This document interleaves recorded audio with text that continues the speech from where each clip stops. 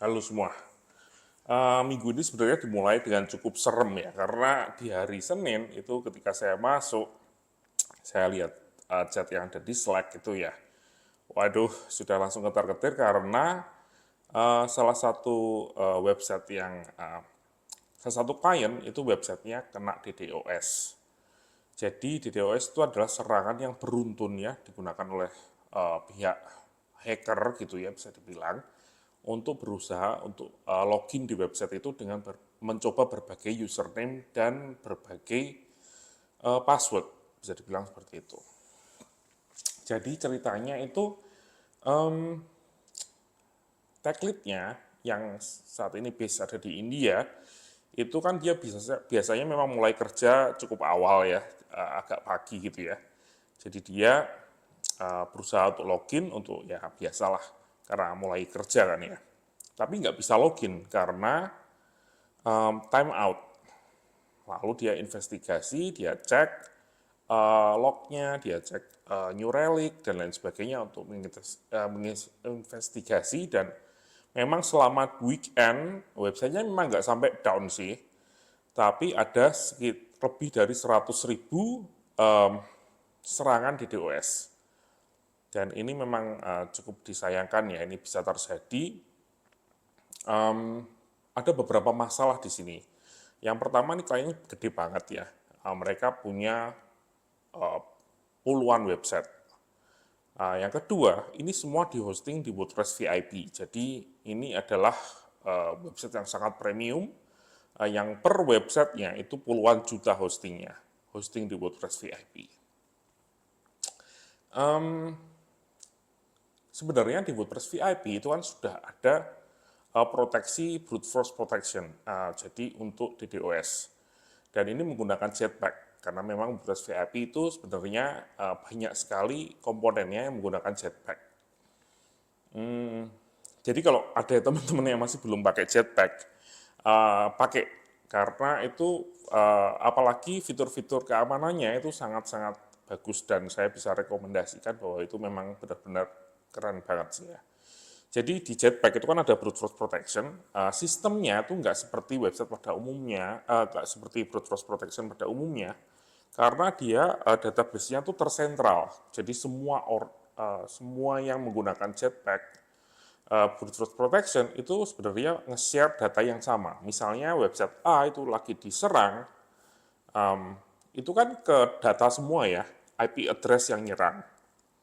Dan IP address ini, listnya ini digunakan nggak cuma di website itu, nggak cuma di blog di website A itu yang kena serangan, tapi di seluruh dunia. Termasuk website saya dan juga website Anda kalau menggunakan Jetpack. Jadi itulah kelebihan dari Jetpack. Jadi yang pertama, dia database-nya terpusat, jadi lebih efektif. Yang kedua, dia nggak disimpan di servernya kita, jadi nggak membebani website kita gitu. Yang jadi masalah di klien ini, dia menggunakan custom login. Jadi menggunakan sistem login single sign-on, menggunakan API dari perusahaan mereka. Dan ini plugin ini adalah plugin premium yang dia pakai untuk berkoneksikan dengan data yang mereka punya. Yang jadi masalah, login sistem ini itu nge-bypass login yang ada di WordPress dan otomatis mendisable brute force protection yang ada di Jetpack. Masalahnya lagi, sebenarnya plugin ini cukup bagus ya, karena dia juga ada brute force protection juga di situ, fitur itu. Tapi perbedaannya dengan Jetpack, yang pertama, kan tidak terpusat ya, walaupun memang kurang efektif, tapi cukup efektif sebenarnya. Kalau kita misalnya diserang oleh 1.000 IP yang berbeda ketika sudah ke-track dan sudah ke-block 1.000 IP tersebut, mestinya sih nggak akan ada masalah ya kan. Sebenarnya cukup bagus, tapi yang jadi masalah lagi adalah plugin ini database-nya itu tidak terpusat seperti Jetpack. Database-nya disimpan di masing-masing website yang menggunakan plugin tersebut. Jadi ketika diserang dengan ratusan ribu IP, otomatis database-nya jadi meledak dan itu yang membuat performance website-nya turun sehingga ketika kita coba untuk login jadi time out. Karena database-nya untuk login, untuk ngecek IP address-nya kita itu penuh. Ya, tapi akhirnya kita bisa mengatasi itu dengan ngeriset database-nya lagi dan juga menambahkan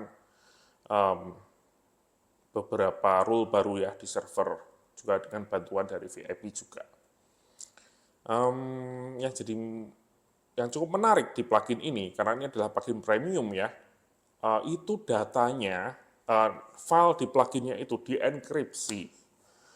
Waduh, ini memang plugin yang kayaknya sih bukan dari 10up yang merekomendasikan, tapi sejak sebelum menggunakan dari 10up kayaknya mungkin kliennya sudah menggunakan plugin tersebut. Jadi mereka tetap ingin menggunakan plugin itu walaupun dengan resiko file yang ada di situ tuh sebenarnya dienkripsi. Jadi kita itu nggak bisa ngebenerin kalau misalnya ada terjadi hal seperti ini ya. Biasanya kalau misalnya kita menggunakan plugin premium dan ada security issue, kita kan bisa segera langsung, oke, kita cari di mana bug-nya, kita beresin, kita patch sendiri gitu ya.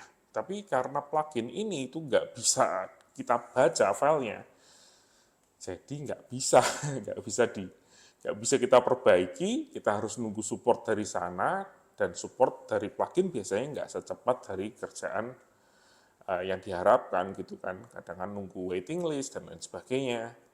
Tentunya itu jadi suatu masalah. Jadi tips dari saya,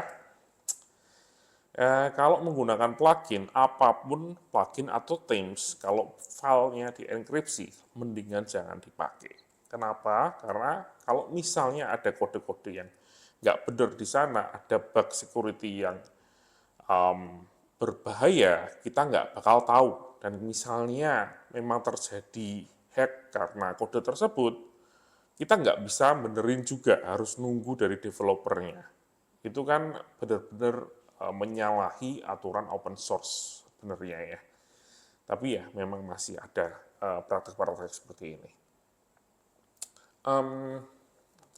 Tapi sih minggu ini selain itu sih nggak ada kabar yang terlalu gimana sih ya. Kerjaan masih sibuk seperti biasa. Di salah satu plugin kemarin akhirnya kita meeting dengan klien untuk transition, di mana saya menjelaskan semua komponen yang ada di website yang kita manage, sehingga mereka bisa take over dan memanage websitenya di kemudian hari karena kita mau berpisah di akhir bulan Maret ini.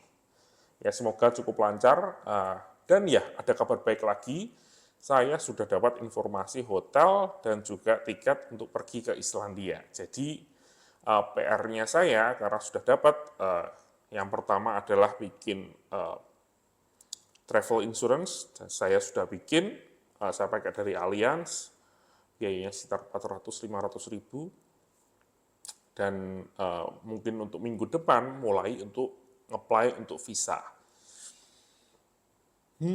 Semoga bisa segera di-approve. Kemungkinan saya bisa dapat schedule untuk ke kedutaan Denmark kalau nggak salah ya.